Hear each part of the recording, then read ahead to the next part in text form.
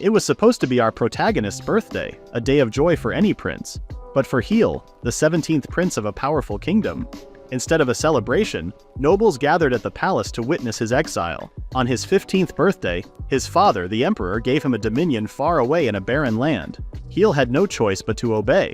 Without a word of comfort, his father sent him straight into the ocean. After 15 days of seasickness, Heel finally saw his new home, Sheol Reef. It was nothing more than a few sharp rocks rising out of the sea. It was an area so dangerous that even pirates avoided it. The ship dropped him off in a small boat and left without checking if he could even make it to the reef. So much for being royalty. Heel's siblings didn't even care.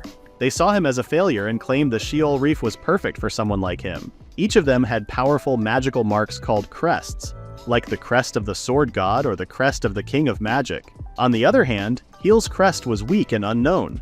No matter how hard he trained, he couldn't match his siblings. Since childhood, he had worked hard to earn respect, but nothing changed. In one last plea, he asked his father for a place where he could at least survive. But the emperor said this exile was the will of the gods. Now, left with only a small bag of supplies, Heel wondered if being executed would have been a kinder fate.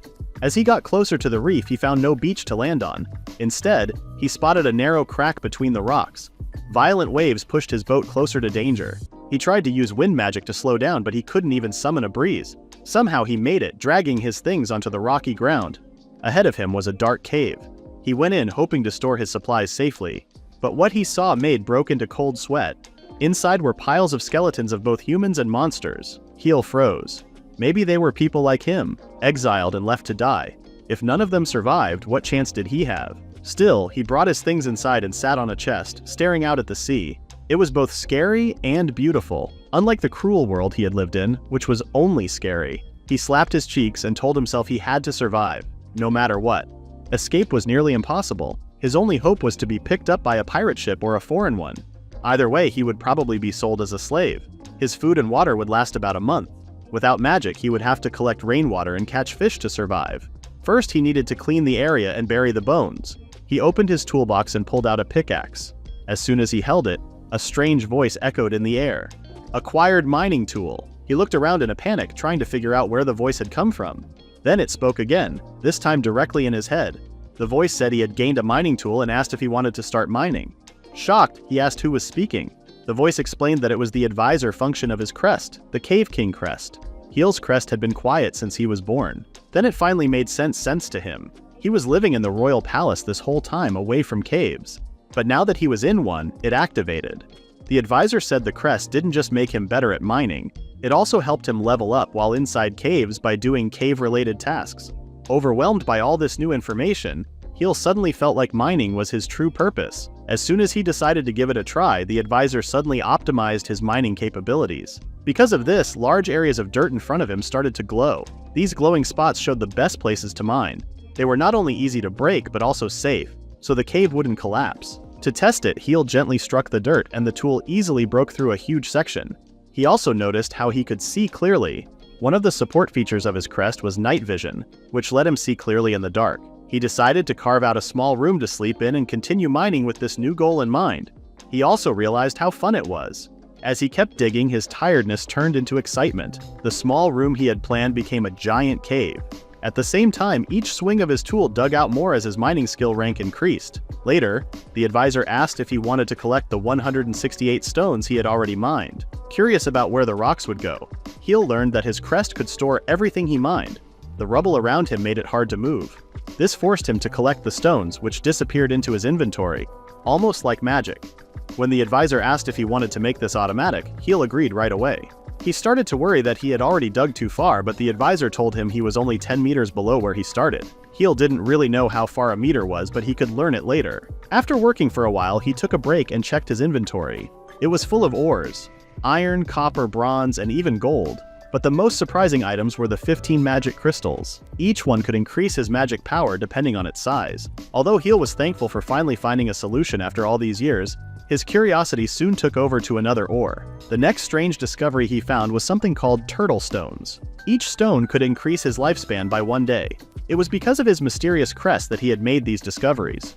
He also began to see the Sheol Reef differently. This place, once feared, now felt like his own territory. With new energy, he started digging even deeper into the cave, completely forgetting his plan to escape.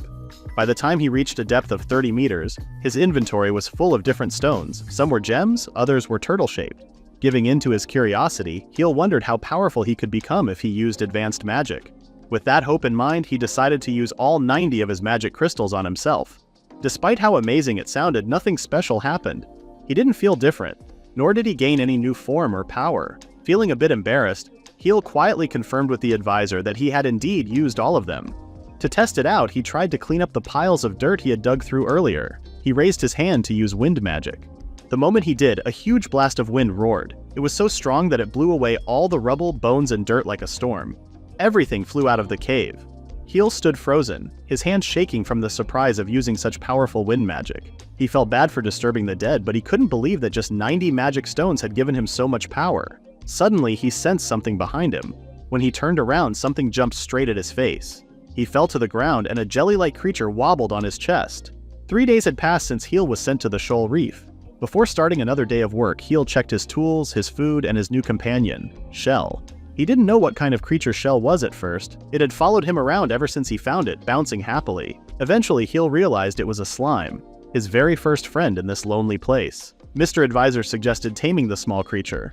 Although Heel had read about taming before, he had never tried it. In his kingdom, monsters were hated, and people were not allowed to keep them alive.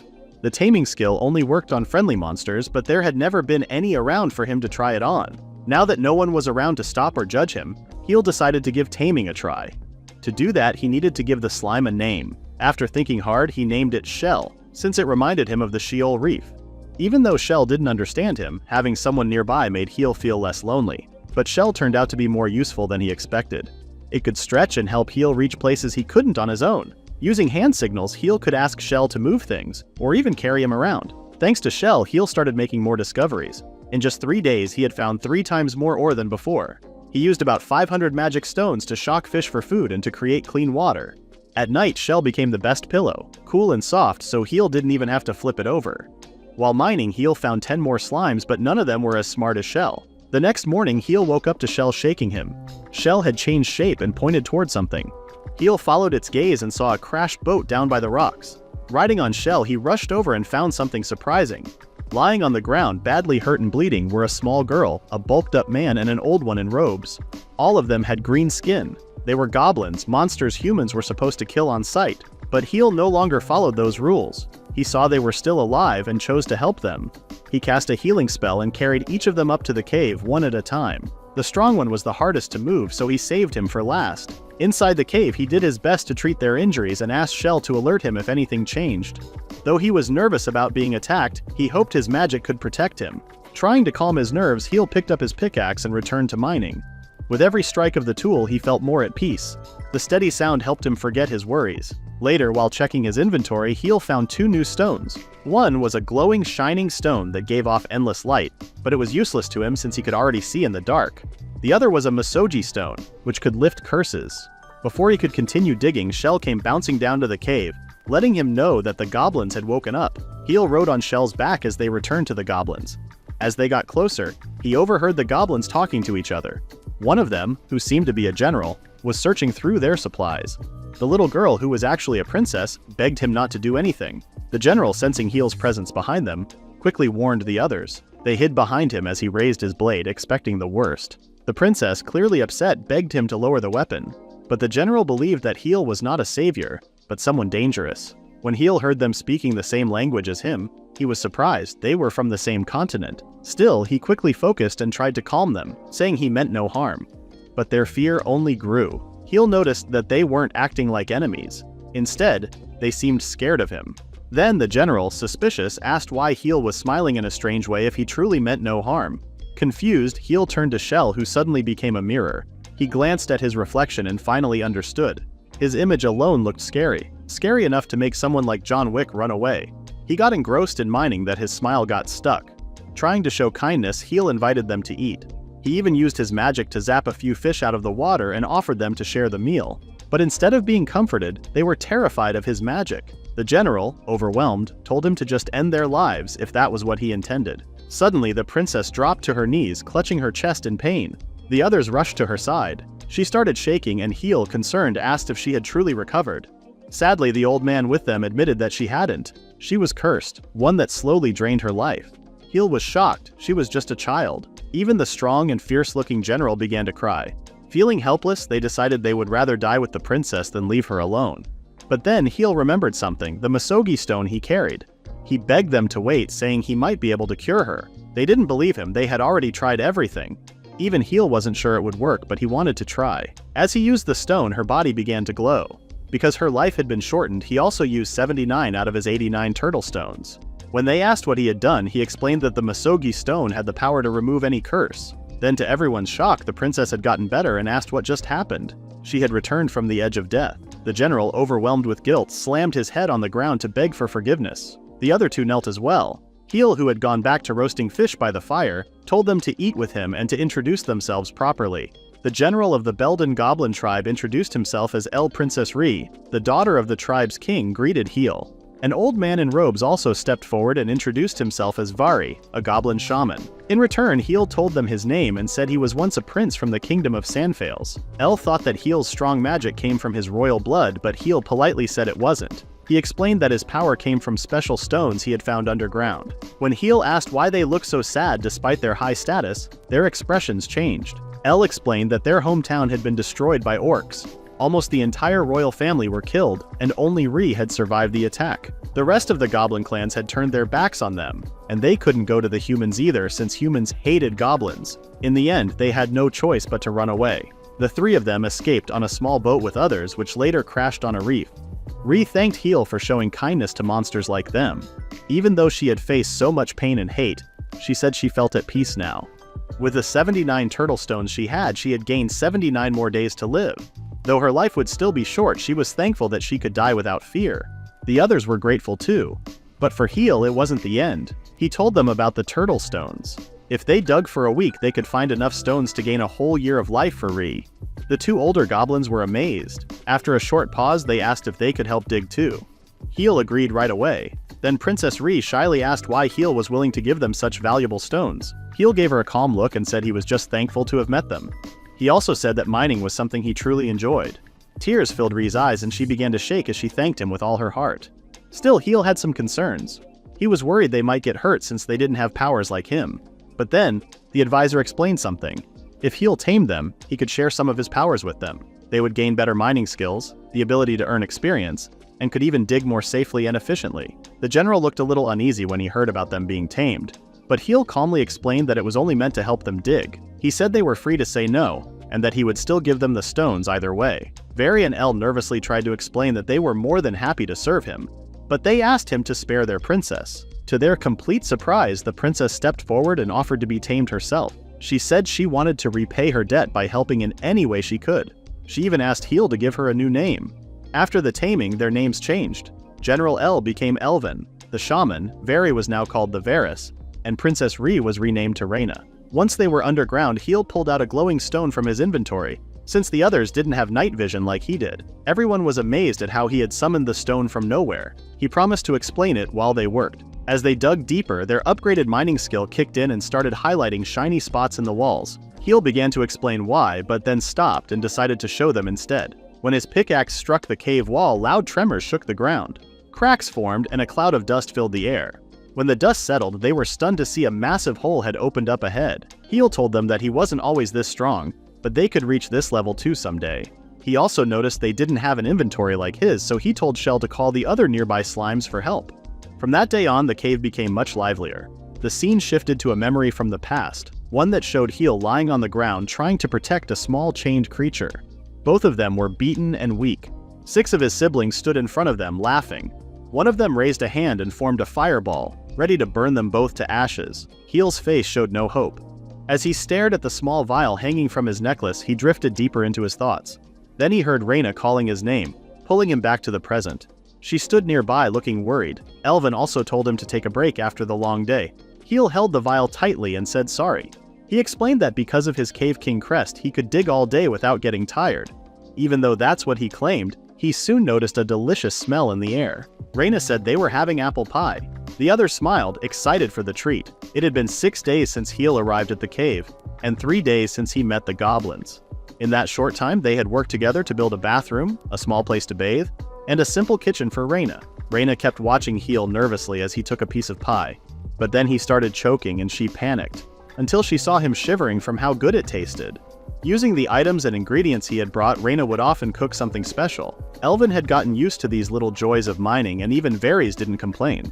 After all, they were also helping extend the princess's life. With a warm smile, Reina thanked everyone for their effort. Meanwhile, Heel thought to himself, things were getting better, but many problems remained.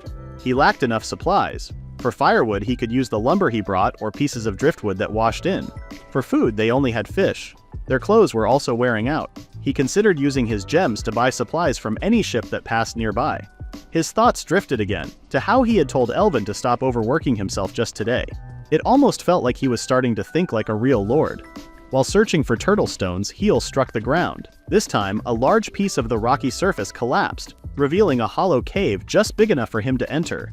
As he stepped inside, he saw that the walls were covered with stones that gave off a dull orange glow. They looked like the shining stone he had, but not quite the same.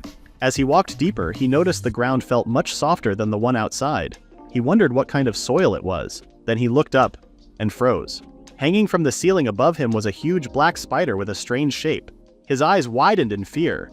He thought the creature would attack and eat him, but instead, the spider gently landed and quickly moved deeper into the cave. Curious, Heel followed it and soon saw that the spider was a mother. She was only trying to protect her young ones from someone she didn't know. After Heel apologized, Mr. Advisor saw that the spiders were not aggressive and asked if Heel wanted to tame them. Meanwhile, near the cave's entrance, the others were starting to worry about Heel's long absence. Elvin heard footsteps behind him and asked if Heel finally changed his mind. From the cave came Heel, followed by a group of large, scary-looking cave spiders. A frightened general backed up against the wall, forgetting that he was supposed to protect the princess. Heel calmly explained that the mother spider named Mama Terran and her children had joined them. Varys was shocked at Mama Terran's size. He explained that cave spiders back in their land were much smaller. They were known for their strong silk, stronger than iron, but also for their habit of eating both humans and monsters without care. However, the spiders here seemed friendly. The little ones played with slimes and rocks while their mother carried a small shell on her back. Varys then explained that the soft ground Heel had felt earlier was actually spider droppings. As strange as it sounded, it was an excellent fertilizer for farming. When the group wondered where they could grow crops, Heel offered to show them something. He led them to the cave he had come from earlier. Inside, they were surprised to see a carefully carved staircase going down, lit by the glowing stones. Heel proudly explained that he had widened the narrow path on his way back, thanks to an upgrade to his crest, now ranked Cave King Level 2. Heel had gained new skills. One was the design skill, which let him reshape whatever he mined. He could also process and combine things like rock and sand from his inventory to make gravel, using the workshop skill. Even better, he could now use his workshop and access his inventory outside the cave. Lastly, he gained the ability to give night vision to his tamed monsters. With all these new skills and discoveries, the group knew they had a lot of work ahead. The next day, the sound of metal hitting metal filled the air. The three men worked hard to make iron tools. Varys planned the designs, Heel handled the ores, and Elvin put the tools together. At the same time, Reina started knitting clothes, towels, and other things using spider silk. Heel often visited the spiders, who were now in charge of farming with the tools he gave them. Surprisingly, one of Terran's kids showed an unexpected talent. With several pickaxes, the child mined so well that it reminded Heel not to be beaten as the Cave King. When they planted a leftover apple seed in the spider-made soil, a full apple tree grew within minutes. It was heavy with red fruit. The orange stones Heel had seen earlier turned out to be sunstones, which helped living things grow faster, like Terran. Heel searched for more but only found 678, so he left their care and the farm planning to Rey. He worried she might push herself too hard, but he trusted her because she always gave her best. Riding on Shell, Heel slid down the staircase slide he built and continued mining with the spiders. He felt calm and focused, with a new goal in mind. Even though Princess Reina looked small, she was actually 15, just like Heel. She had gained 5 more years of life, but he knew she wanted to live longer. Since he was the best at mining, Heel kept searching for more turtle stones. During one dig, he found a strange white stone and put it aside. As soon as it went into his inventory, Mr. Advisor identified it. It was a dragon orb, a rare item that could bring the dead back to life. Shocked by the discovery, Heel told everyone to dig more in that area, but even with help from the tiny furballs, they couldn't find another one. He quickly returned the orb to the outside world, worried that if he died, no one could recover or use it. Just then, Elvin's voice called from above, sounding urgent. Heel didn't wait for details. He rushed up the stairs and safely placed the dragon orb on a ledge. But as he ran, the orb rolled away and landed on the skull of one of the nearby skeletons. By the time Heel reached the surface, Elvin's voice had grown desperate. Out at sea, their tribe's ship was struggling against huge waves. Despite the wild waves, the ship stayed upright.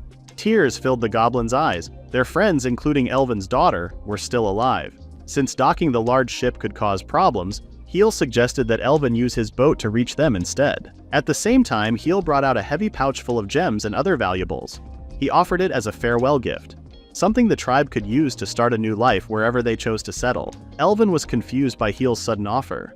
Sensing this, Heel explained that since their friends had finally arrived, it was the perfect chance to leave this dangerous place. He also seemed excited at the thought of being able to trade with them in the future and maybe get some useful items. A moment of silence passed. Reyna and Varys looked uncomfortable and sad while Elvin quietly trembled behind them. He was in pain. With a shaky voice, he begged Heel not to abandon them. His words struck Heel deeply. Even though they weren't his tamed monsters, they had still sworn loyalty to him, and would convince the others to do the same. Reyna and Varys quickly agreed. They said with pride that as his followers, they should stay with their leader. Heel, caught off guard, admitted that he was grateful, but reminded them that an opportunity like this might never come again. Reyna, who understood what this meant, asked in a soft voice if Heel would go with them. Heel couldn't answer. As he looked back at the reef, he remembered his original plan to leave, but now he couldn't bring himself to go. Understanding his silence, Reyna made a firm decision. If Heel wouldn't go, then neither would they. Elvin gave him a grin and Varys smiled too, saying they felt the same way. Just as Heel was getting caught up in the emotion of the moment, he noticed something wrong. The ship, which was trying to float upright a while ago, was now tipped over.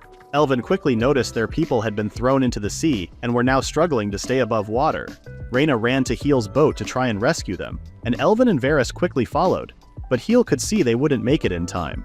A heavy feeling from his past returned, the same helplessness he felt when he failed to save a small creature, crushed by his own siblings. As Reyna watched in shock, Heel didn't hesitate. He jumped off the cliff, heading straight toward the jagged rocks below.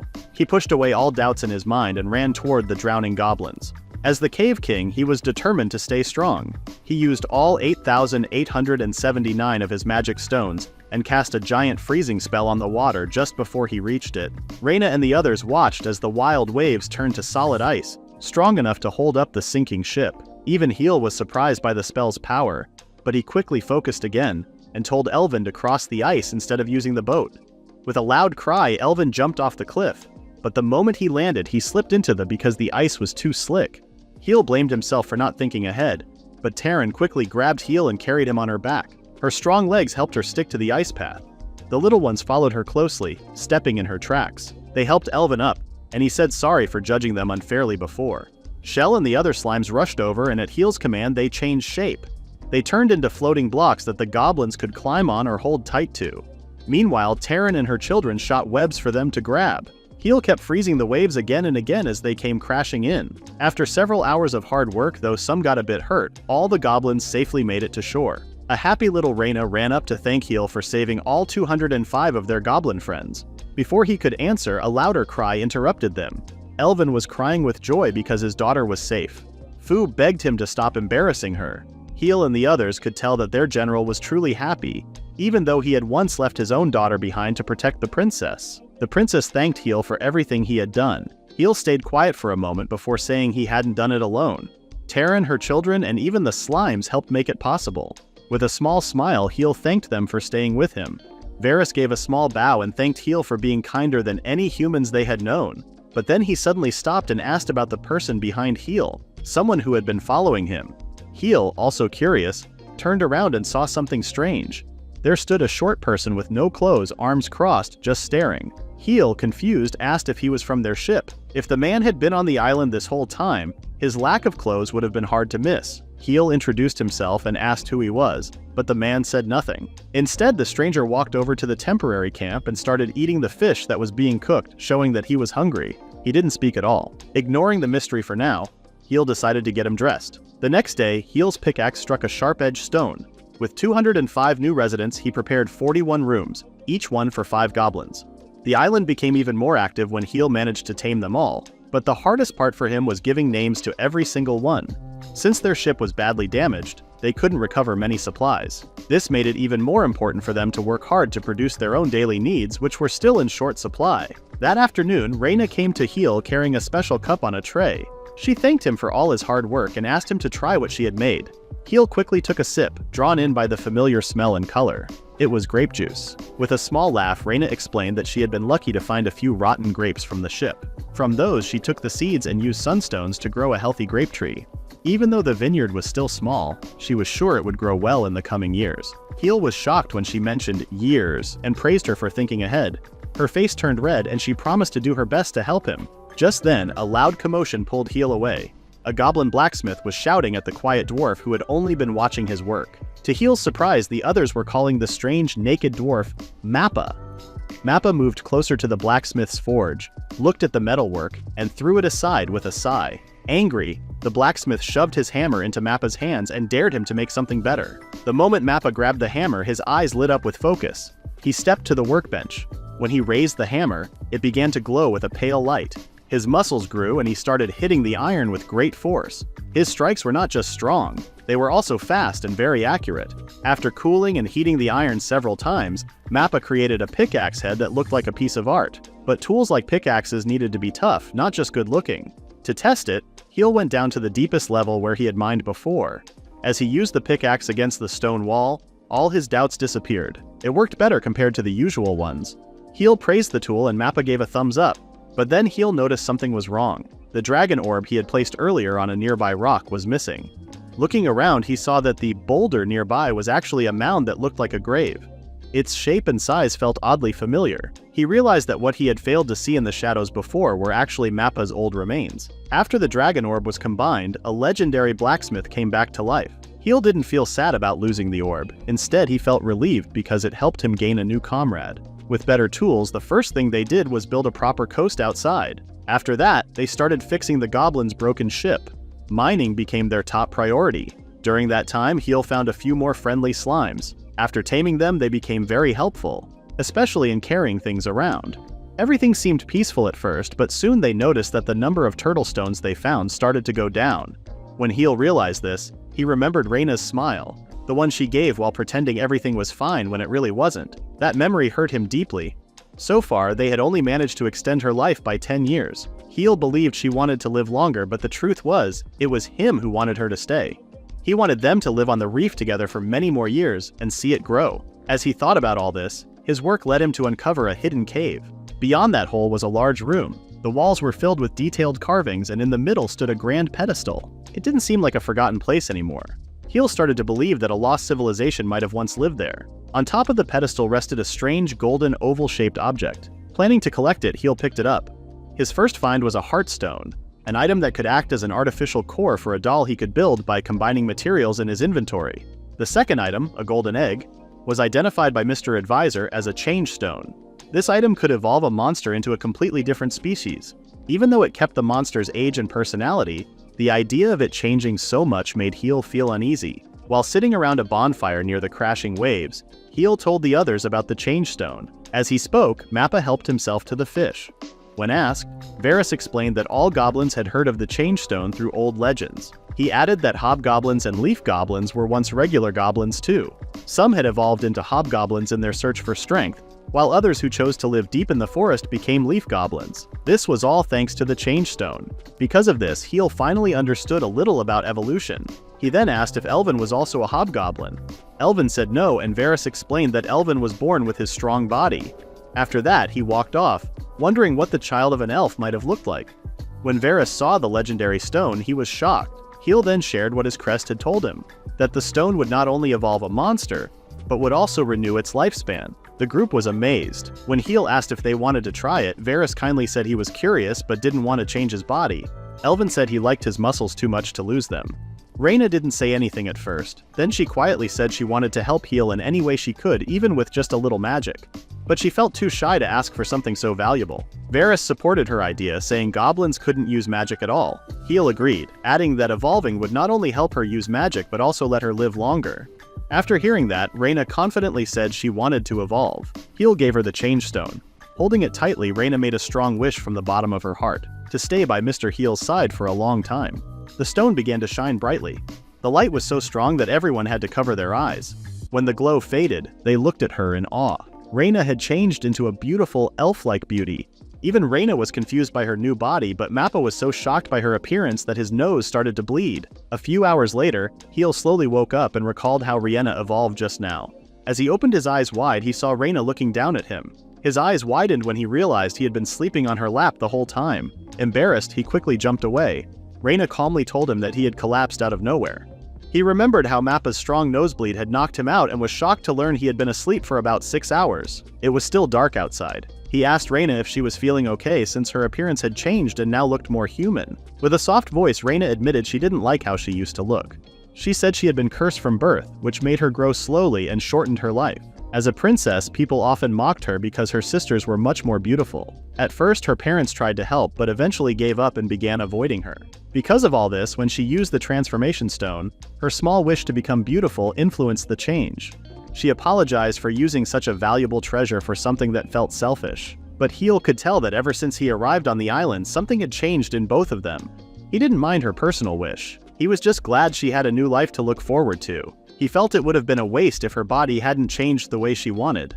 Reina, wanting to thank him, offered everything she had in return. As she held his hand tightly, he felt nervous and jumped a little when he noticed that Mappa and Shell had been quietly watching them the whole time. Using the webs from Terran and the others, she wove a new set of clothes for herself. Many of the goblins were surprised by how different she looked, but her beauty still left them in awe. At first, they couldn't believe it was really her. However, when they saw her working hard like she used to, they slowly recognized the person they had known. Now able to use magic, she devoted herself to learning it from Heel and Varys. She also trained in martial arts under Elvin, but that wasn't all. Reina was finally able to help with the chores and farm work she couldn't do before. While watching her for a moment, he flinched when Varys suddenly appeared behind him. Embarrassed, he tried to explain that he wasn't looking at her legs even though he clearly was. Varys, however, pointed out that her crest of the farmer was located there. Back when Heel had put Reina in charge of the plantations, he had made a wise choice without knowing it. Her crest helped the crops grow well. He was surprised to learn that even goblins had crests. Up to that point, he thought only humans could use such powers. At that moment, Varys showed his own crest, the crest of the Sorcery King on his palm. It was rare and strong, one that only one of Heel's brothers had ever possessed. Sadly, Varys couldn't use magic simply because he was a goblin who had no magic power. Heel felt bad hearing this, but Varys explained that, even with this limitation, he was still lucky to study magic and become a shaman. Before Heel could offer to help him, Varys kindly asked that they stop the conversation for now and focus on the task at hand. The day before, Varys had shared a plan to take land back from the sea to make the island bigger. They needed more space to grow food, and they also thought it would be nice to have a larger area where the children could play. Varys asked Heel to just give him the raw materials instead of pushing himself too hard, especially since Heel had already gathered a lot. But Heel wanted to try something while he still could. He said that if he failed, Varys could take over. Now that Heel could finally use his workshop skill outside the cave, he had an idea. First, he combined stone and sand to make gravel. Then he processed it into rough blocks, shaping them into usable rocks. He used a good amount of magic stones to control the rocks and put them where they were needed. He used water magic to create water, then mixed it with spider dirt to make a cement-like paste. This paste helped the rocks stick together. The goblins were shocked to see such magic, but the others were already used to things that didn't follow normal rules. In the end, a flat and wide piece of land was made. The children ran to the beach, happy and excited. Heel felt pure joy when he saw their innocent smiles. Reina arrived and said she would work hard to grow lots of crops in the new field. But just as Heel turned to look at her, a giant bird flew down toward the open area and swallowed Mappa whole. Everyone froze in fear when they saw the giant killer birds flying toward them.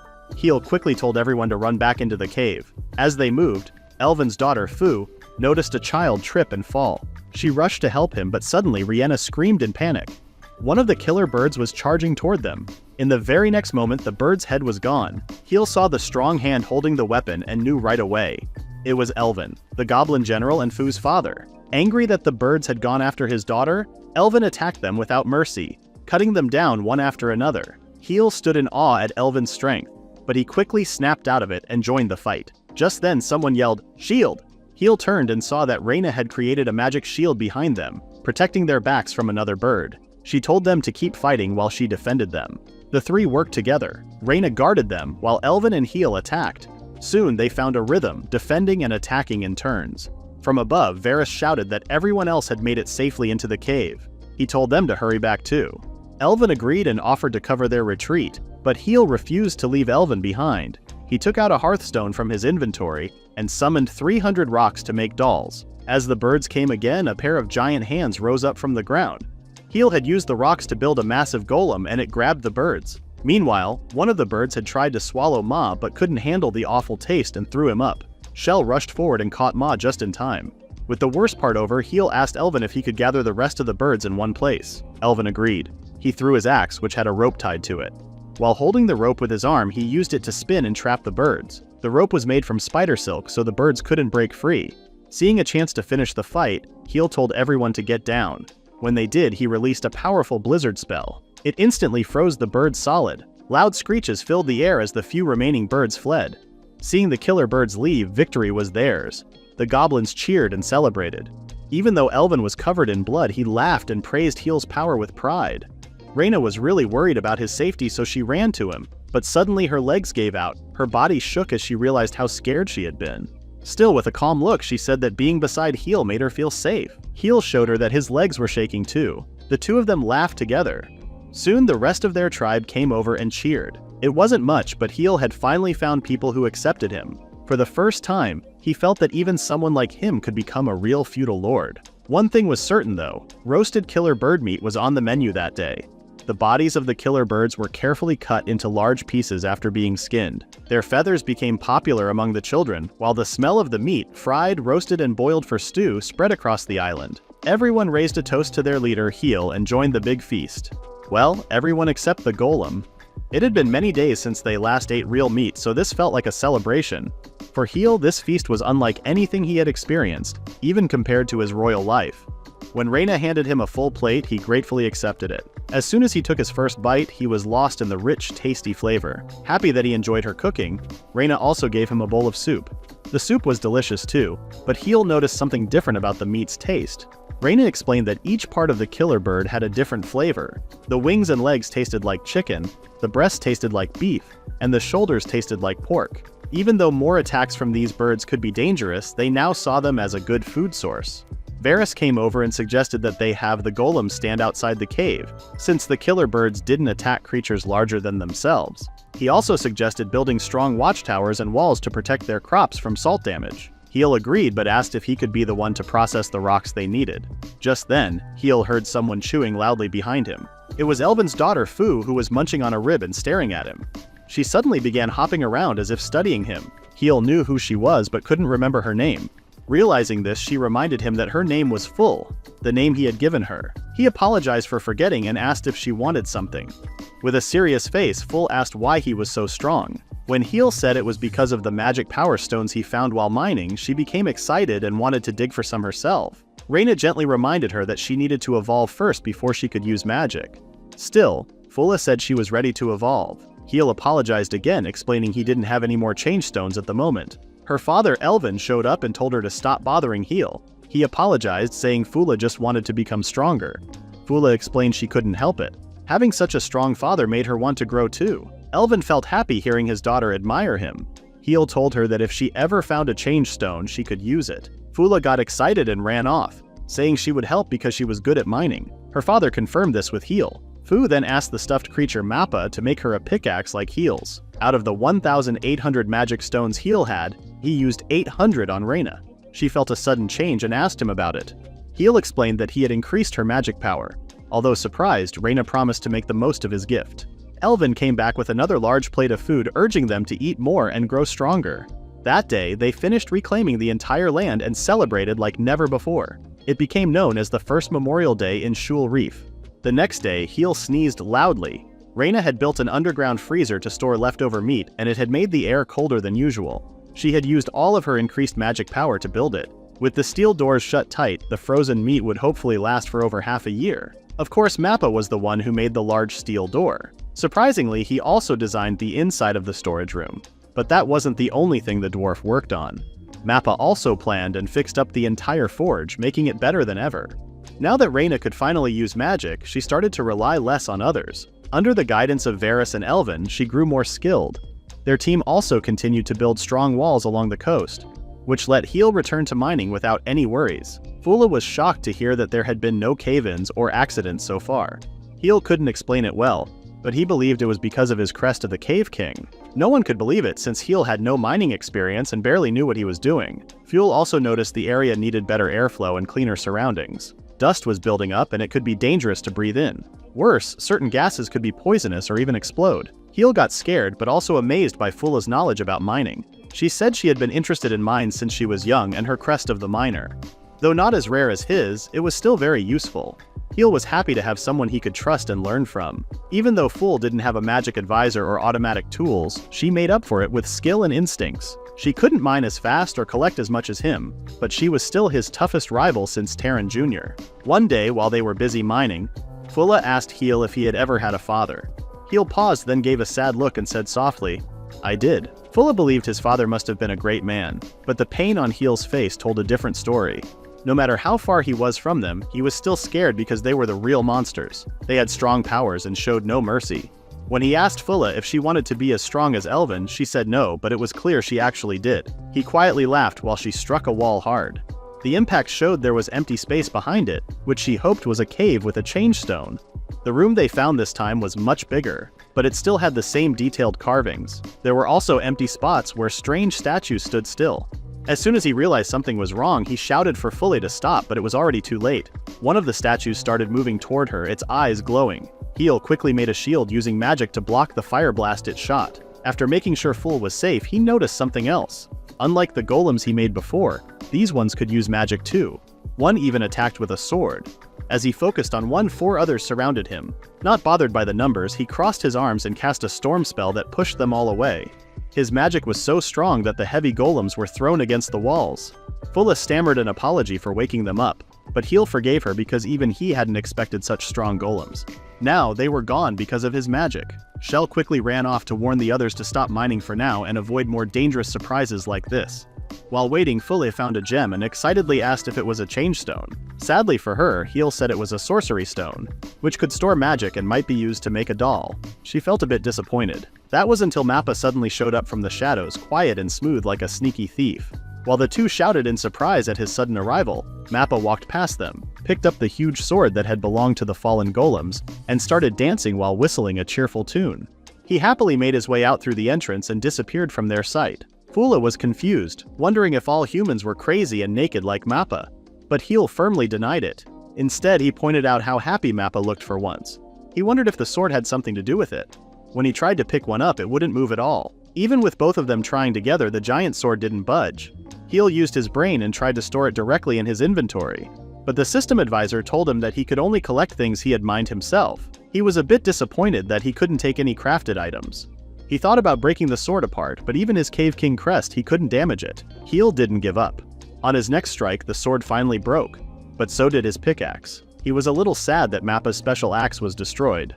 However, the pieces of the sword turned out to be made of orichalcum, a legendary metal known for being strong and full of magic. Heel was confused again because the description said the metal was supposed to be light, but he still couldn't lift it. The scene changed to Elvon, who was now trying to lift the same sword Mappa had brought. Reyna noticed Heel, Ful, and Shell coming out of a nearby cave.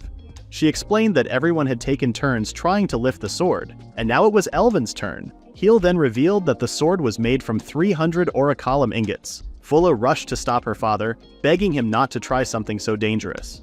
But with a loud roar, Elven managed to lift the sword onto his shoulders. The crowd cheered as they saw the crest of the warrior glowing on his shoulder, which explained his sudden strength. However, before he could celebrate, his grip slipped. The sword's weight caused him to fall and he hit his head hard on the ground. The crowd gasped as he lay still, and Heel quickly ran to cast a healing spell on him. Heel told Elven not to try such risky things again, but then Fula crashed into Heel's stomach, making things worse. Elven became very worried when he saw his daughter shaking. She started crying and blamed him for making her so scared. Elven and Reyna smiled gently as he apologized and gave Ful a big hug.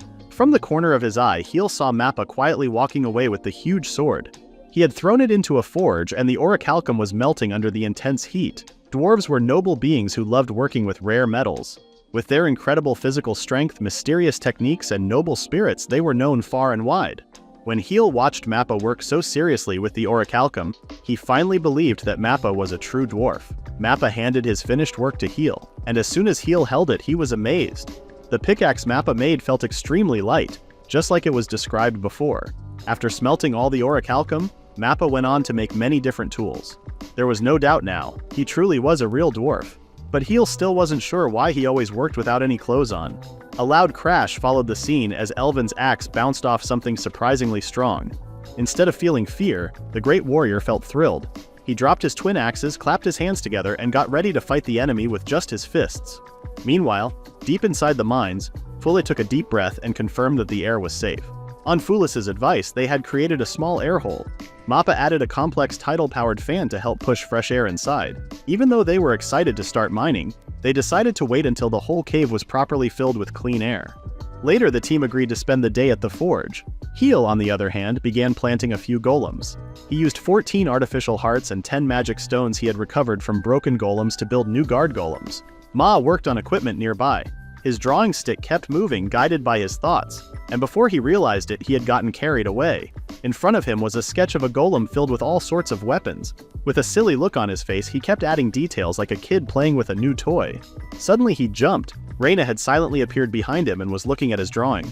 Embarrassed, he quickly tried to erase it. She then asked if he had time to spare.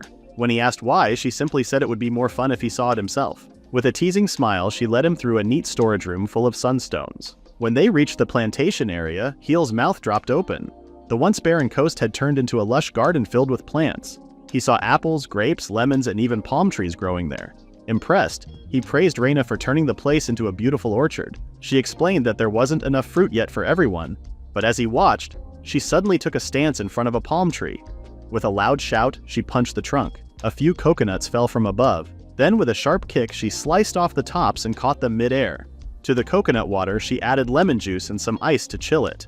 She poured the mix into jars, then served it in simple wooden cups. There was enough for everyone to have a share. As Heel took a sip, he couldn't help but wonder how she had grown so strong. But once he tasted the drink, all he could think about was how refreshing it was. It was sweet, cool, and perfectly sour. Reina's eyes lit up as she heard his praise. Just then, Heel heard Elvin's voice in the distance. Elvin was with Varys and several others. He was carrying something huge on his shoulders. When Heel asked what it was, he also mentioned he was ready to restart mining. However, he couldn't ignore the strange, shell-like object Elvin had brought. Elvin proudly explained that it was the shell of a creature called a Satan shell, which he had just defeated at the back shore of the island. He showed off its tough body, saying it was so strong that even his axe couldn't leave a proper dent. When Heel asked how he managed to beat it, Elvin said he simply forced it open, something only possible because of his incredible strength. As they opened the shell, Varys poured a strange organ into a tub. It released a thick, odd-looking liquid. Mappa, curious, dipped his finger in and gave it a lick. Right away, he fell onto his back and started shaking. With a mischievous grin, Varys said the liquid could be poisonous depending on how it was treated. But then he admitted it was just a joke.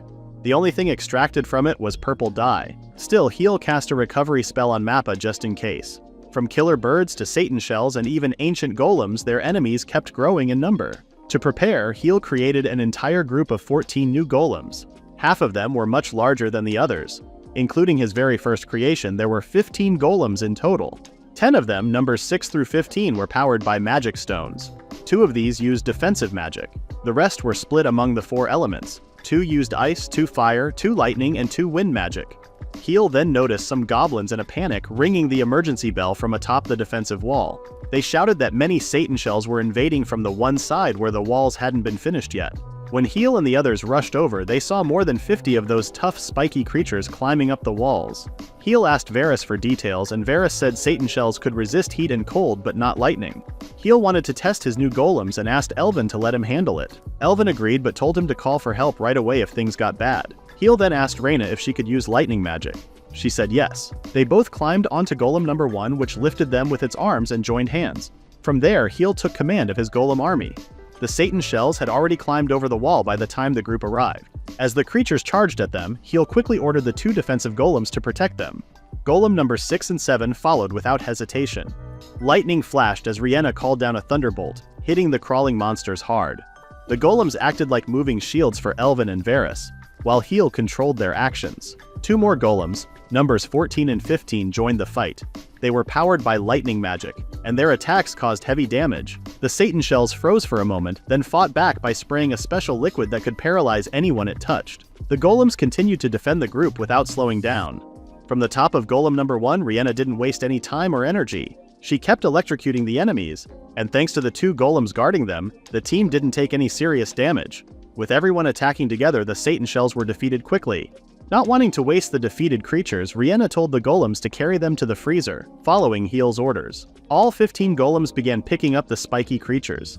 Suddenly, Rihanna noticed one of the Satan shells was still moving. It was about to attack Heal, who hadn't seen it. She jumped in front of him and took the hit herself. The poison made it hard for her to move. A clean strike from Elvin killed the creature. Heal, now safe, turned to thank Rihanna, only to see her lying on top of him covered in the poison. Embarrassed, he quickly used a healing spell on her and moved away. When he looked again, he was even more embarrassed to see her still sticky from the attack. He rushed off to get water to help clean her. On the way back, something shiny caught his eye inside one of the Satan shells. Looking closer, he found a pearl. A very rare discovery. Rihanna was amazed by how pretty it looked. Since Heal didn't know what to do with it, he offered it to her as a gift. He explained that he didn't know its value, but Rihanna turned red and began stuttering.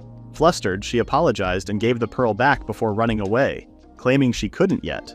Heal, left holding the pearl, had no idea why she rejected it. After spending the whole next day mining, Heal told the other miners to take a break, but Fuller asked to keep working a bit longer. Seeing how serious she was, Heal reminded her to at least eat on time. She agreed right away, since Rihanna's cooking was just too good to skip. Heal left Golem number 1 to watch over things and report if anything went wrong. Fuller had a strong passion for mining, and with the Golem there to help, their work became even more efficient. The day before, they had beaten many Satan shells, so their meals were mostly made from those spiky creatures. Mappa also started piling food on plates like never before. It seemed like the Satan shells had made their home nearby since they kept showing up on the shore. This turned into a steady supply of food, tough shells, and dye. Other things kept washing up on the shore from time to time, but what came next wasn't just blessings. At the start of the next day, Heal saw the true beauty of a dye called Tyrian Purple for the first time. Under Varys's guidance, a few goblins who worked with cloth made it using liquid taken from Satan shells. The quality was better than anything Heal had ever seen. As they admired the color, they saw Elvin walking toward them. They called him over to see it too. But something was wrong. Elvin, who was usually cheerful, looked serious and didn't say a word. With a clenched fist, he asked Heal to follow him to the coastline. His voice was firm and heavy. When they arrived, a crowd had already gathered near the edge. Lying there was a body, one that didn't look like a goblin. It had more defined muscles and tusks. It was an orc. Many of them stepped back, afraid. Elvin explained that the orc had been caught in the embankment and pulled out of the water. But his voice now showed anger and disgust. The seal on the orc's clothes revealed that it belonged to the same tribe that had destroyed the Belden tribe's hometown. The goblins were scared, but one of them started kicking the orc's body in anger. The others quickly joined in. Elvin asked them to stop, but they didn't listen. When Heal looked to Elvin and Varys for help, they stayed silent. Heal knew he couldn't step in. The orcs were the sworn enemies of the Belden tribe, but someone else could and did. The princess of the Belden tribe stepped in herself, furious at the goblins' actions. She asked if their tribe had fallen so low that they would dishonor the dead. The goblins tried to defend themselves. They reminded her that these orcs had killed their friends and families. They even spoke of how the orcs had pinned her father, their king, to a wall with swords as a warning. Rihanna could feel their anger and fear, but she knew they couldn't let it control them. She said that since Heal was the master of the island, only he could decide what would happen to anything or anyone that arrived there. Then, to show respect, Rihanna knelt before him and apologized on behalf of the goblins. Although he wasn't sure of himself, Heal quietly thanked Rihanna. He walked forward, trying to stay strong as the leader of the island and the one responsible for his people. Standing in front of them, he admitted that their anger made sense, but he didn't want them to insult the dead. He bowed deeply and asked them to listen to a selfish request, to control their emotions. The goblins were shocked to see their master bow. They quickly begged him not to do so. Heal then asked Varys to take care of the orc's burial. But as he looked into the distance, he noticed something troubling. It wasn't just one body. The riverbank in front of them was filled with corpses. One by one, they pulled in a total of 24 bodies. And they weren't only orcs. Among them were dog-like two-legged creatures called kobolds, who were also longtime enemies of the goblins. With so many dead and injured, Heal wondered if some kind of fight had broken out between them.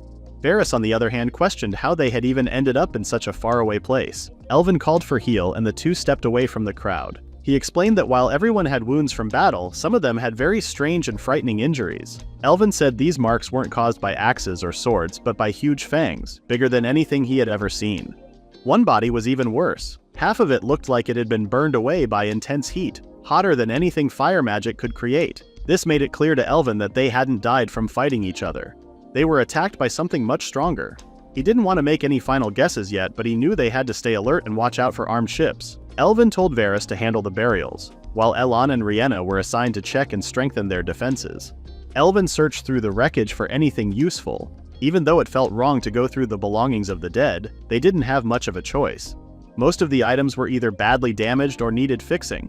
While doing this, Heel suddenly heard a strange whimper. He looked around and asked Rhienna to help check, but they didn't see anything that could have made the sound. Then it happened again, this time coming from a crate that was shaking among the rubble.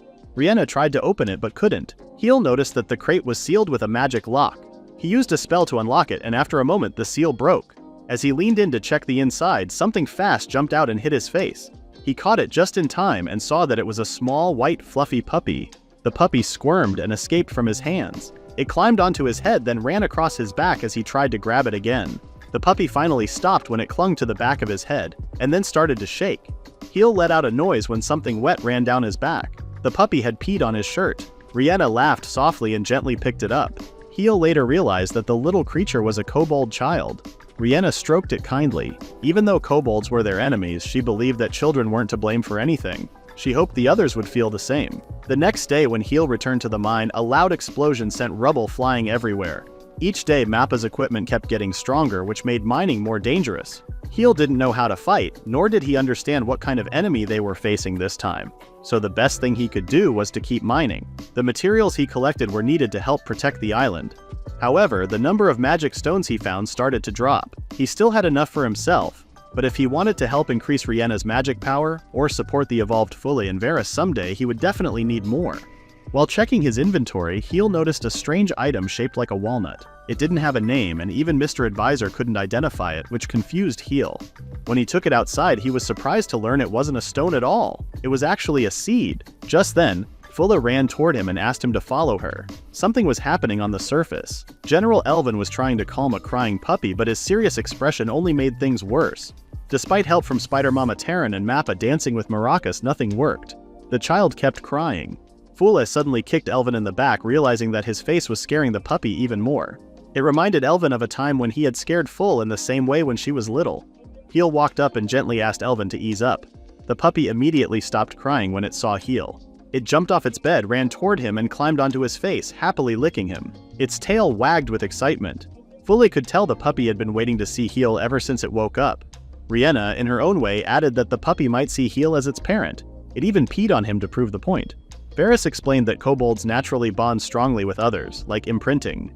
Curious about the box Varys was working on, Heel asked if there was anything inside. They soon discovered that the box had a hidden bottom that couldn't even be scratched with an orichalcum knife. Heel handed the puppy to Rhienna and tried to break the seal again.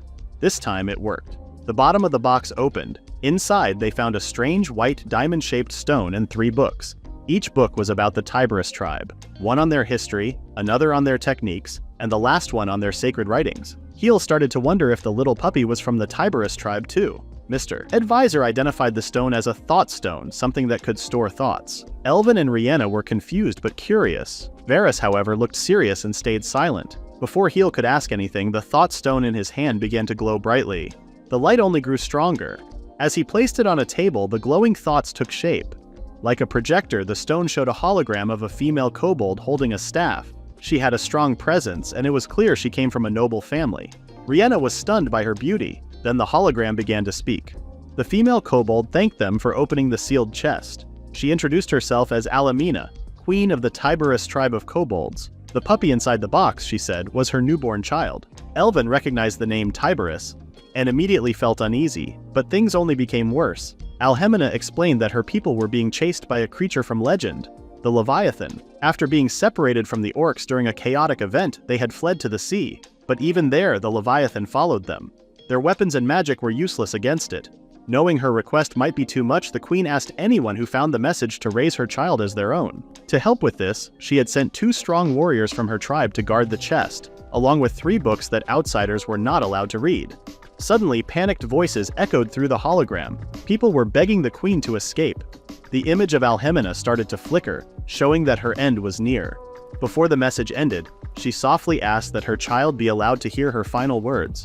She looked at the hologram with a warm smile and said she would always love him. Then the thought stone went dark. The room fell silent. Pity and fear filled the air. Elvin only clicked his tongue. He scoffed at the Tiberius tribe for leaving their child to strangers.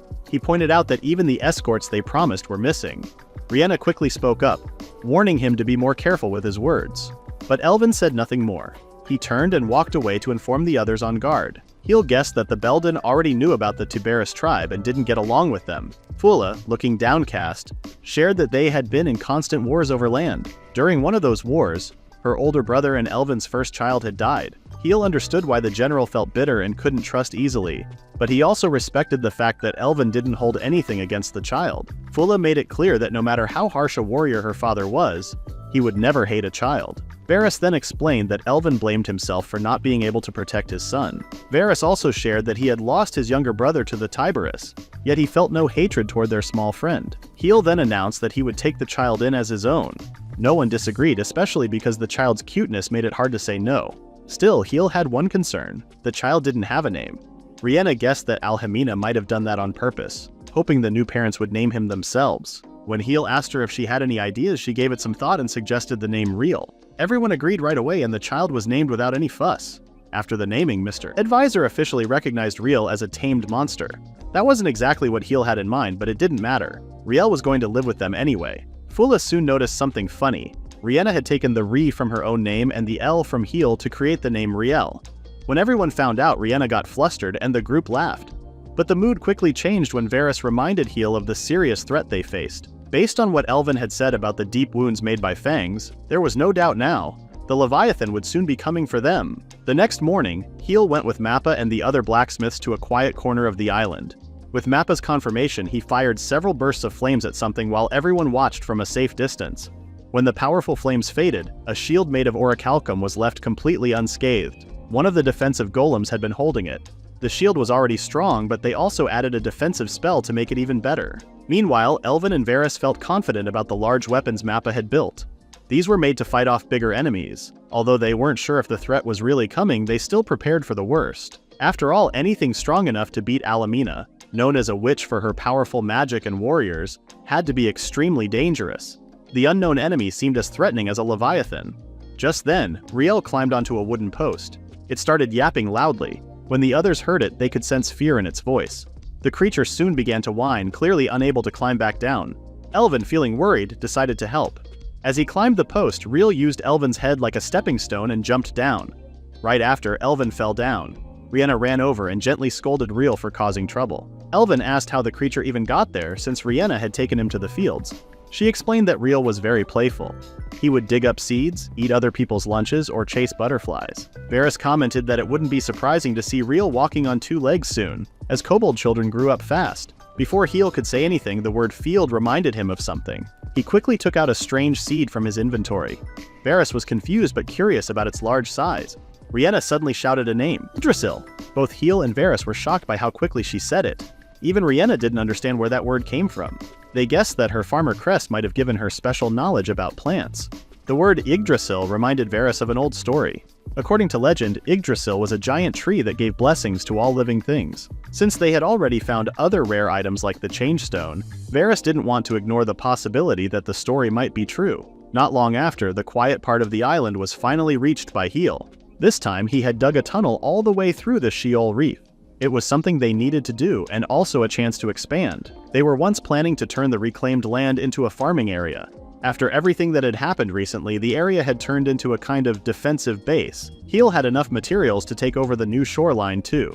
But since his retrieval ability only worked inside the cave, he asked Taryn and the Fluffy kids to help carry the dirt back in. He had done something similar before, so this time it was easier. Soon, he turned the rough rocky shore into a working port. While Heel worked on planting Yggdrasil, Rhianna added some flower seeds from her hometown to make the place look nicer. Heel thanked her for the kind act. Just then, Mappa quietly walked over and crouched near the spot where the special seed had been planted. Rhianna looked surprised when they saw that the seed had already sprouted. When Heel asked, Rhianna said she hadn't used the sunstone, which could have helped it grow faster. Mappa shook his head too, saying he hadn't done anything. Still unsure, Heel asked Rhianna to use the sunstone this time. As soon as the sunstone released its energy, the small sprout turned into a medium-sized plant. It gave off a strange feeling as it kept growing. But to Heel's shock, it didn't stop there. The small branches quickly became huge, stretching out and covering the sky above them. The tree kept growing fast, and before they knew it, it became dangerous. The group started running away. Heel held Mappa tightly, but Mappa tripped on one of the fast-growing roots. The roots wrapped around him and he disappeared into the thick plants.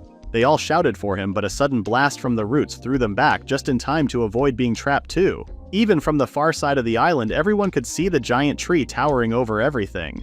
It was even taller than the reef itself. The tiny seed Heel had once held was gone, lost in the thick leaves and branches.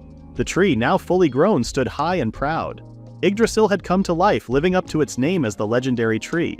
Worried about their legendary blacksmith, Heel rushed toward the tree when Rihanna noticed Mappa's hand slowly sticking out from the branches. Carefully, they began to climb the tree, treating it like a steep mountain. As they got closer, they saw that Mappa had managed to keep his head above the surface so he could breathe. But before they could help him, they realized the hand wasn't asking for help. It was gently telling them to let him stay. He seemed comfortable inside the Tree of Blessings. Mappa gave a small nod, showing he wanted to rest there a little longer. Rihanna noticed the fresh scent of the forest all around them, flowing through the tree like veins. Heel and Rihanna also sensed a strong energy inside. It felt like a divine force slowly spreading across the island. They both knew this tree called Yggdrasil was full of secrets, ones they would leave for Varys to uncover later. Little Riel ran ahead with excitement. As Heel tried to call him back, Rihanna suggested they explore the paradise a bit more. Surrounded by soft winds and green leaves, she felt like she had returned to a place from her past, and wanted to enjoy it for a while longer. Riel gave a cheerful bark and Heel couldn't say no. They watched the small child dash forward while Rihanna followed with strong, graceful leaps. Along the way, she helped heal small wounds and guided them upward. When they finally reached the highest branches, the view of the island below took their breath away. It was stunning. They stood there, enjoying the peaceful moment together. But as Heel looked out toward the sea, he narrowed his eyes. He couldn't see any ships, especially ones that might bring danger from his kingdom. Rihanna noticed an uncomfortable silence come over Heel. Although a bit unsure, she gently asked how he ended up alone on the island. When he didn't respond for a while, Rihanna apologized, thinking she had asked something she shouldn't have. Heel sat down on a tree stump and let out a sigh. He hadn't talked about his past until now. Rihanna and Little Reel quietly sat across from him waiting. Finally, Heel shared that he had been expelled from his kingdom because he was seen as too weak. Rihanna was shocked, especially after witnessing the amazing things he had done so far. But she didn't yet know how painful his past truly was. Back in the royal capital, Heel often visited a forgotten part of the palace, the old servants' quarters. It was a quiet, abandoned place. He went there whenever he had time to read. Even though it was lonely, it felt better than facing the harsh looks from people in the palace who hated his weakness. One day, while exploring, he heard a small noise coming from behind an old barrel. When he peeked past it, he found a small creature, an imp, with horns and tiny wings, screaming at him. Heel was shocked to find a monster hiding in the capital. He tried to back away, but the creature jumped at him. He raised his arms to protect himself, but the attack never came. The imp was chained to a thick post. It was badly hurt and bleeding. Setting his book aside, Heel slowly reached out. He wondered if he could use magic to heal it, but sadly he didn't know how. Over the next few days he kept coming back. He brought food from the castle and did his best to free the chains around its neck, though he always failed. Despite this, he looked forward to every visit. The imp, whom he named Lopez, became his only friend. Spending time with Lopez made Heel feel more human, more alive. Even though he wasn't good at anything, he tried learning magic, hoping to one day help Lopez escape. The creature was still dirty and wounded, but Heel gently patted his head, holding on to the promise that he would set him free. One day, laughter echoed through the abandoned quarters, an area where no one was supposed to be. Heel froze. Voices followed, and it was clear more than one person was coming. He quickly hid behind a corner. Lopez also tried to hide behind the post. From the edge of his vision, Heel recognized someone. The person had golden hair, pale skin, and a face that looked almost like a girl's. It was Oren, the 18th Prince of Sanfales and Heel's younger brother. Oren loudly remarked in surprise that the weak little creature was still alive. A small tornado spun toward Lopez. He noticed it and tried to run, but the chains held him back. Oren, the one behind it, called out about how important it was to practice being accurate. He was joined by several proud students from noble families. Together, they used Lopez as a target for their magic training. Spell after spell flew at Lopez. He tried to hide or find a safe place, but the attacks didn't stop. The students, along with some top members of the Magic Academy, kept casting magic on him. Oren led the assault, hurting Lopez just enough to keep him alive. Around the corner, Heel watched in fear. He was too weak to stop them, but thinking about the pain his friend must be feeling, he decided to act. He ran toward Lopez, calling his name and apologizing. Even though he had tried his best to care for the young boy the past few days, his magic wasn't strong enough to heal even small wounds. Things were getting worse. If this kept going and if Heal couldn't heal him or break the chains, Lopez would die. Oren and the others were surprised when Heal showed up. Lopez, hurt and scared, moved behind him, shaking with fear. Heal asked Oren for a favor. Holding up the hand with his useless magic mark, he begged him to let the boy go. Oren gave him a cold look. Then he raised his hand and one of his friends handed him a pair of white gloves. Heal heard the sound of footsteps as Oren walked closer. He was too scared to look up. Oren slapped Heal hard with his gloved hand and looked at him with disgust. He was angry that Heal, despite being royalty, begged to free a monster. Oren raised his hand again and cast a strong fire spell, warning Heal to move aside or be burned along with his powerless friend. Even without magic, Heal could sense the danger in the spell. He dropped to the ground, placed his head low, and begged Oren to stop. Oren pulled back the spell, looking disappointed. Then, to Heal's surprise, Oren agreed to let it go, saying he was tired of how things were done anyway. Heal quickly turned to Lopez, smiling with relief. But his joy turned into shock when Oren ordered him to break the seal that was holding his friend. Confused, Heal looked up. Oren told him that with his permission, Heal was free to do what he wanted, even release Lopez. But Oren's eyes turned cold. He said that, unlike Heal, he couldn't allow a monster to run wild in the capital. He gave Heal 10 seconds. Before Heal could speak or do anything, Oren had already started counting down. By the time Heal understood what was happening, only 8 seconds were left. Panicking, Heal tried to break the seal. People around them watched, entertained by his struggle. Lopez saw Heal's desperate face and gave him one last smile. He seemed to know his life was about to end. As the countdown hit 0, Oren smiled. In the next moment, Heal found himself staring at the burned body of his friend. Smoke filled the air. Heal hoped just for a moment that Lopez might have survived. But there was no smile waiting for him. Lopez was gone. Oren walked away, sighing at how useless Heal had been. Heal realized then that Oren had planned it all from the start. Filled with grief and rage, Heal tried to punch him, but a magic shield blocked the attack before it could land. The pain of losing Lopez wouldn't go away. But Oren, still in a cold voice, asked if Heal really thought he could touch him. When Oren turned around, his blood-red eyes sent a wave of fear through Heal's heart. After that, Heal ended up in the medical ward. But somehow he still managed to walk back to that horrible place. He gathered the small amount of ashes that were left of his friend and placed them in a vial that had been hanging from his neck the whole time. Holding it tightly, the pain hit him again. He blamed himself for being foolish enough to promise his friend freedom when he couldn't even save him as he died right in front of him. But unlike what Heal thought of himself, Rihanna didn't see him as powerless. Whether it was helping the Belden tribe, Riel, or even Lopez, she knew that Heal had always done his best to help others. His sad past deeply affected her. When he handed her a handkerchief, he wondered to himself why he had shared such a sad story. He questioned if it was because he just wanted someone to listen. But when he saw Rihanna's kind smile and heard Riel's joyful bark, he realized he was wrong. He had simply wanted to tell Rihanna specifically. Together they walked deeper into the heart of Yggdrasil, where another surprise waited for them. A wide meadow filled with white flowers and soft green grass. Rihanna felt proud that the flowers from her hometown made the place even more beautiful. Riel ran happily through the petals, barking and wagging his tail. Understanding how important Lopez was to Heal, Rihanna gently said that even if he couldn't erase his regrets, he should remember that he wasn't alone. Heal now had people who cared about him. He had a family to lean on. The cheerful group running through the field. As Rihanna gave him a soft smile, Heal felt some of the pain in his heart ease. He quietly thanked her with all his heart. After Varys carefully studied it, they discovered that Yggdrasil's sap made a great sweetener. Its leaves could be used to make salves or regular tea. However, they had to be careful. Eating too much could cause someone to pass out. The branches were surprisingly light but strong, making them perfect for holding the orichalcum tools they made. Mappa quickly crafted several pickaxe handles from them.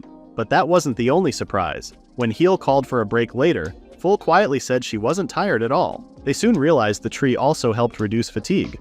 The legendary tree became a real gift for everyone living in Sheol Reef. Day by day, their lives slowly got better. One night, when Heal was sleeping peaceful, a sharp, loud sound suddenly woke him up. He woke up to find Riel crying in his sleep. Heal gently rubbed his back to calm him. Moments later, the others who heard the crying rushed into the room. Rihanna tried to comfort Riel, softly running her hands through his fur. Heal sat up quickly when he noticed something strange. Riel's left eye was glowing. When he looked closer, he was shocked to see a rough outline of a crest forming. Then, the eye burst with a bright light, filling the entire room. They all covered their eyes, but as their vision adjusted, something unexpected happened. Suddenly, they saw a violent sea. Waves crashed hard and a broken ship groaned in the storm. Kobold bodies floated lifeless in the water. Then a crescent-shaped staff rose into view. Alamena, the queen of the Tiberus kobolds, appeared and cast a large shield spell in front of her, but a powerful blast of energy smashed through it, destroying her hand and the staff in a flash. She gave one last look at her baby and cast a spell to lock him away safely. A giant serpent appeared in the mist. With no magic left, she leapt at it using only her claws in a final hopeless attempt to protect her child. Everyone who saw the vision fell to the floor, shaken by the terrible scene. They all realized they had shared a vision with Riel. Just seeing the serpent left fear in their hearts. As little Riel whimpered from what he had seen, Heel braced himself again. There was no doubt now. The mythical Leviathan was truly coming for them. When Varys saw Riel's crest, he recognized it as the crest of clairvoyance. He didn't know much about how it worked, but he had heard it was known as the all-seeing eye of God. If that was true, then what they had just witnessed was Riel's clairvoyant vision. A memory from when he said goodbye to his mother. That vision had been shared with everyone on the island. Terrified by the image of the Leviathan, people rushed out of their rooms. They couldn't believe such a monster existed. In fear, they begged their leader Heel to do something. But the problem was too big for Heel to handle right away. With so many people depending on him, he couldn't afford to give them false hope. The panic was growing stronger by the minute. Suddenly, a loud roar made everyone go quiet. Elvin stepped up and took control. Frustrated by the panic in his tribe, he reminded them that they had already faced and survived the impossible before. If they stood together and followed their leader, there was nothing they couldn't face. After clearing up the confusion and showing support for Heel, he stood with Rhianna, Varys, and even little Riel. Heel took a deep breath and told everyone that even if they couldn't defeat the Leviathan, they were bound to face it eventually. So they had to prepare. He asked for their strength because with everyone working together, they just might have a chance. The dark clouds that formed the day before brought rain the next morning, making their situation even worse. Even though Heel had motivated his group, he quickly gave up on using attack magic, especially after the powerful witch Alamena had already failed. When he asked if their orichalcum weapons might help, Mappa grew anxious and said it was impossible too. Varys was quiet at first, but then he spoke up and shared one small hope. Because the Leviathan was so massive, it wouldn't be able to reach the lowest part of the cave they were in. With that in mind, they decided to use the chamber where the ancient golems were found as a shelter for the refugees. A second freezer would also be built nearby to store supplies.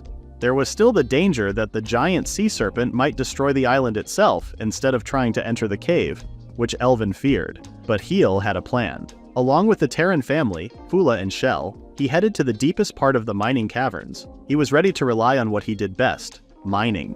Since the island had grown a lot since they first arrived, he believed they might find new materials underground. They had already discovered many strange items on the Sheol Reef, and Heel hoped they might find something strong enough to fight the Leviathan. Heel couldn't promise success, but the others believed in him. Rhianna suggested he bring little Riel along. The boy smiled when he heard his name. Rhianna explained that, even if Riel couldn't control his clairvoyance yet, it might help them at the right moment. Riel eagerly climbed into Heel's backpack, but when they checked on him, there was no response. They opened the bag and found Riel fast asleep, no longer as excited as before. Heel laughed, while the rest of the team got ready to dig. The entire island worked together on their plan to stop the Leviathan. Thanks to the thick lumber around the Yggdrasil, they had enough wood to build stronger defenses and add new walls on top of the old ones. Suddenly, Riel woke up and squirmed to get out of Heel's backpack. Seeing his urgency, Heel wondered if Riel had sensed something underground, but Riel just needed to pee. Riel could be a bit moody when it came to working, but his clairvoyance helped them see through solid rock. He often led them to regular ores, but during the first week of digging, they didn't find anything new. A few weeks later, Riel was desperately digging at the ground with his small paws. The others noticed, but there was a big problem. Their tools and maps didn't show anything in that spot. Digging there could cause their section or even the whole cave collapse. Still, little Riel kept going. Heel decided to trust Riel and give it a try. He made one careful strike. That single hit caused the ground to collapse, taking Heel with it. Fula shouted in fear as he fell. Luckily, Heel landed on a smooth rock ledge that wasn't too far down. It didn't hurt. He looked around and saw a new cave hidden below. As his eyes adjusted to the dark, he was shocked. Right in front of him lay a huge Artmore, with a sword much taller than the armor itself. There was a hole in the chest where a heartstone should have been, which meant it was once a golem. Fula grew nervous, remembering their past encounter with golems. Heel looked closely and noticed something. The armor was made of orichalcum, but the giant sword had a silver color, showing it was even rarer. Curious, Heel hit the sword with his pickaxe. The impact sent strong vibrations through the cave, up the stairs, and all the way to the forge until it reached someone's ears. Before Heel could react, Mappa appeared behind him, out of breath. They were surprised by how fast he arrived, But what shocked them more was how Mappa acted. His eyes widened as he saw the sword. Then he dropped to his knees, then all fours, as if bowing to something sacred. While everyone watched in confusion, Mappa kept bowing again and again. Then, without a word, he picked up the sword and rushed out of the cave. It was clear he urgently needed to take it to the workshop, so they followed close behind. Shortly after, the forge burned brightly as the blacksmiths added more coal to keep the fire going. Several machines were working, and Mappa moved around wildly, trying to get the blacksmith's attention. They figured out that he was upset about the fire not being hot enough to melt the sword. Rihanna walked up to them, curious about the sudden noise. When Heel saw her, he suddenly understood what Mappa was trying to say. Tarab had already set up 2 hammocks with his webs across the ceiling, and in the middle of the room was the crucible they had all been worried about. Heel and Rihanna planned to increase the furnace's heat using their magic. Once the right temperature was reached, the others slowly lowered the sword into the center of the flames. Mappa kept a close eye on the process as the metal melted and flowed out of the furnace through a duct. He took a part of the metal to work with, while the rest was turned into ingots. When Heel took a small sample, Mr. Advisor said it was mithril, the hardest metal known, strong enough to kill gods. He suggested the gods might have once owned it and were now paying the price for losing it. Heel was shocked by the discovery. For the first time, they might actually have a chance, and it was all thanks to Little Real. With Mappa's skill, they could now try to create their strongest weapon. A few weeks later, the defensive wall was finished too, making their island look more like a fortress. They knew it still wasn't enough to face a legendary beast, but the Shale Reef was finally ready for its first great battle. One night, as he was heading back to his quarters, Heel heard strange sounds coming from his room. When he got closer, he saw Elvin speaking with Riel. Before he could ask what was going on, Rihanna quietly walked up behind him and gently asked him not to interrupt. Little Riel looked up when the general called for him. He apologized for speaking badly about his mother before. As a proud warrior, he now admitted that his mother had been a strong warrior herself after seeing the vision. He rubbed Riel's head and promised to prove it one day by avenging her. Heel and Rihanna felt at peace now that things were finally settled. As Elvin accepted Riel's promise, the little one playfully pawed at his eye. Elvin suddenly screamed in pain, holding his eye. It made things a bit awkward, but in the end, everyone felt relieved. A heavy burden had been lifted from their hearts. The next morning, a watchguard suddenly rang the alarm. Recognizing the signal, Heel rushed out of his room. When he reached the shore, Elvin was already there, standing and watching. He didn't react to the warning, even though several ships were heading toward them. Varys handed Heel a telescope created by Mappa. When Heel looked through it, he saw a familiar but threatening symbol. The ships belonged to the remaining members of the Orc tribe, the same ones who had destroyed the Belden tribe. Elvin had no plans to let them land on the island. As they kept watching, the enemy ships fired several shots into the water. They weren't sure what the orcs were aiming at. Then Riel suddenly started barking loudly. At that moment, his magical crest activated and a heavy pressure filled the air. Heel also sensed a huge amount of magic energy. The ocean swelled and everyone stared in shock. A massive wave exploded as one of the orc ships was torn apart. From beneath the sea, a huge serpent with dark scales rose up. Its roar shook the air, and its body stretched high into the sky. The godlike beast had arrived, and it sent the sea into chaos. That is the end of the recap at Chapter 11. Please read the pinned comment about the next part.